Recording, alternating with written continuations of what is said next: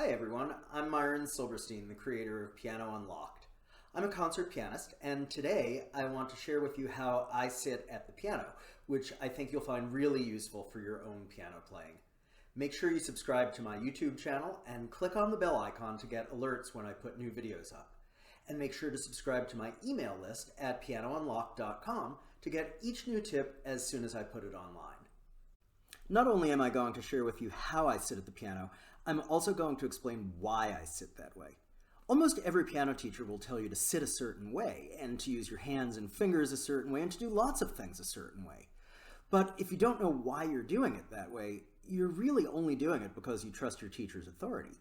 And that's not a bad thing if you have a great teacher, but it's so much better if you're able to connect all the dots for yourself and understand all the nuts and bolts of sitting at the piano. It gives you the tools to help yourself. So that's what I'm going to do for you today. But before we begin, I want to emphasize that I'm not prescribing a certain way for you personally to sit. I would do that if I were your piano teacher and if I could see how long your arms are or how tall your torso is or all the other things that I need to see in order to give you information about how you yourself should sit. But I'm not your teacher and I can't see you during this video. So what I'm doing instead is describing how I sit at the piano and explaining why I sit the way I do. Now, I think my reasons apply pretty widely to people sitting at the piano, and they may well apply to you. If so, great, but I can't guarantee that what I'm about to share with you will help you play better. And if it doesn't, you should work in person with a teacher to find a way to sit that works well for you physically. And as always, if you try anything I suggest and it winds up hurting or causing you physical stress, just stop. Don't keep trying it. Work with a teacher and make sure that someone is supervising your practice so that you stay safe. Okay, now that that disclaimer is out of the way, let's start talking about how I sit at the piano. And the first thing to do is actually to look inside the piano and learn a little about how it works. You can see that the piano is a stringed instrument. There are a ton of strings of different lengths and thicknesses inside the piano, and those strings vibrate to produce sounds. You can learn more about how vibration and sound work in the first episode of Piano Unlocked, the one called Finding the Keys. But the important thing to see here is that unlike a violin or a cello, the piano does not use a bow to create friction against the strings. Instead, there's a set of hammers underneath the strings that come up and hit the strings from below to make them vibrate. Each of these hammers is connected to one specific key on the piano. When I press that key, the hammer moves upward toward the string.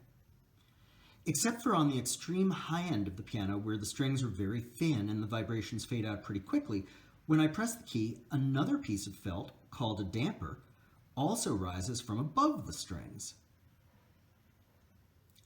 Normally, the damper rests between the strings and stops them from vibrating.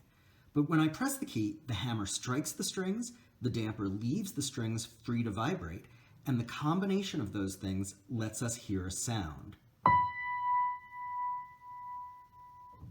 Now, you might have noticed that the hammers and the dampers move straight up and down. There's no rocking motion, and the hammer doesn't strum or pluck the string from side to side. The hammer goes up along with the damper and strikes the string dead on. Let's take another look at that. See? Straight up and down. And the keys also move purely up and down. I've taken the lid to the keyboard off so that you can see the key extends deep into the action of the piano, like a lever or a seesaw. And it's the very back of the key that has the hammer attached. That's what strikes the string to make the sound, straight up and down. Notice also, the sound happens when you reach the bottom of the key. Just touching the surface of the key, like they say tickling the ivories, doesn't do anything. And making gestures above the keys doesn't do anything either. The sound happens when the hammer reaches the string. And to get the hammer to reach the string, the key has to go down. Okay, well, what does that have to do with sitting? Well, we need a way to sit that makes it easy for us to push the keys straight down. And what that means is that we need a way to sit that makes it natural for our fingers to face downward. And natural is the important word here, because I can make my fingers face downward no matter what position I'm in. Here they're facing downward even though my elbow is behind my head and I'm incredibly hunched over. Now, you wouldn't say that's a great way to play the piano, right? When I'm at the piano, I pull the bench pretty far back, sit on the front half of the bench, move my elbows away from my torso a little bit so that they're rounded, and curve my fingers so that it's really just the tip that comes into contact with the keys. That's my standard position. There are other situations like playing double thirds or interlocking the hands that require that I make some alterations to that, but that is the default. So let's talk about each of those aspects. Why do I curve my fingers? Well, if I keep my fingers flat against the keyboard, I have to make fairly large, weighty motions at the lowest knuckle to move my fingers up and down. That causes some stress for the muscles and tendons on the back of the hand. When I curve my fingers, I can press the keys with really very minuscule motions. Quicker, more subtle motions that take virtually no effort. And that word subtle is a good thing musically as well as physically. With curved fingers, whatever energy I put into the piano is laser focused right into the fingertip, and I can change the angle or the firmness of the curve in millions of different adjustments. With a flat finger, it's like a light switch, either on or off. And I want more options than on or off when it comes to how I play a note on the piano. Why do I bend my elbows? Well, when my elbows are close to my sides, the natural position of my hands is vertical, facing inward. It looks like I'm ready to play the harp. And sure, I can turn my wrists to make my hands face downward, and it's not painful or particularly stressful, but it's not the direction my hands naturally go in. They want to face inward. But watch what happens when I move my elbows out. Perfect piano playing angle. And playing piano is hard enough. Why not use our body's natural positions to help us rather than to work against us? Keeping your elbows out also frees your upper arm muscles to work at the piano. If I have my elbows in at my sides, those muscles are cut off. One thing about rounding your elbows. When my students first start trying to play with rounded elbows, they often confuse elbows out with elbows up and raise their shoulders. That's incredibly tense, and you can put your elbows out without shrugging. You just have to make sure your shoulders stay relaxed. One other thing. Let's say you're playing something all the way at the bottom or all the way at the top of the keyboard. Well, now one of my arms is stretched all the way out and the other arm is struggling to get across my torso. And like I said before, that cuts off my access to my upper arm muscles. But what if I just lean my weight onto one hip? Now my torso is right between my arms once again, my elbows are free, and I can play these high notes just as easily as something in the middle of the keyboard.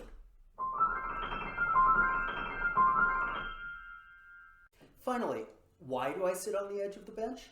Well, similarly, I find that it gives me more access to all the musculature of my body. Not that I use the back of my thighs to play the piano, of course, but if the bulk of my weight is on the bench, I feel like the bench is soaking up some of my strength. And honestly, the bench is only there to stop me from falling on the floor while I play. When I'm on the edge of the bench, I'm poised, ready to put my all into the keys. Now, I want to emphasize again, the positions I'm discussing work really well for me, and I believe they make some good sense based on how the piano is constructed and how the human body is shaped.